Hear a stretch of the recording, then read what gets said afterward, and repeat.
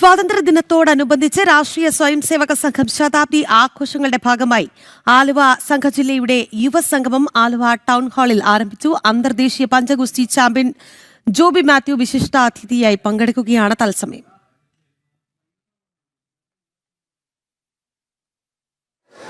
ഒത്തിരി ഉയർത്തി ഇന്ന് നോക്കുമ്പോൾ 32 ലോക മെഡലുകൾ എൻ്റെ 33 വർഷത്തെ കായിക ജീവിതവും കൊണ്ട് 32 ലോക മെഡലുകൾ എനിക്ക് കോൺട്രിബ്യൂട്ട് ചെയ്യാനായിട്ട് സാധിച്ചു.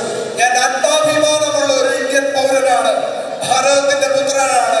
എൻ്റെ അവസാന ശ്വാസം വരെ എൻ്റെ രാജ്യത്തിന്റെ ആത്മാഭിമാനം ഉയർത്തിപ്പിടിക്കാൻ വേണ്ടിയിട്ട് മാത്രമാണ് പ്രിയപ്പെട്ടവരെ ഞാൻ ജീവിച്ചിരിക്കുന്നത്. ബാക്കിയെല്ലാം എനിക്ക് സെക്കൻഡറിയാണ്. ഇതിനെന്നെ പ്രാപ്തരാക്കിയത് വന്ന വഴികൾ മറക്കുന്ന ഒരാളല്ല ജോബി മാത്യു. വന്ന വഴികളെന്നും തെളിമയോടുകൂടി ഓർത്തു വെക്കുന്ന ഒരാളാണ് ജോബി മാത്യു. ഇതിനെന്നെ പ്രാപ്തരാക്കിയത് എൻ്റെ അധ്യാപക ശ്രേഷ്ഠരാണ്. എനിക്ക് എൻ്റെ നല്ല പാഠങ്ങൾ പകർന്നു തന്ന അധ്യാപക ശ്രേഷ്ഠരെ എനിക്ക് ഒരിക്കലും മറക്കാൻ സാധിക്കുകയില്ല. അവരെന്നോട് പറഞ്ഞു തന്നതും പഠിപ്പിച്ചു തന്നതും ജീവിതത്തിൽ പ്രാവർത്തികമാക്കാൻ പരിശ്രമിച്ചുകൊണ്ടേയിരിക്കുകയാണ് ഞാൻ.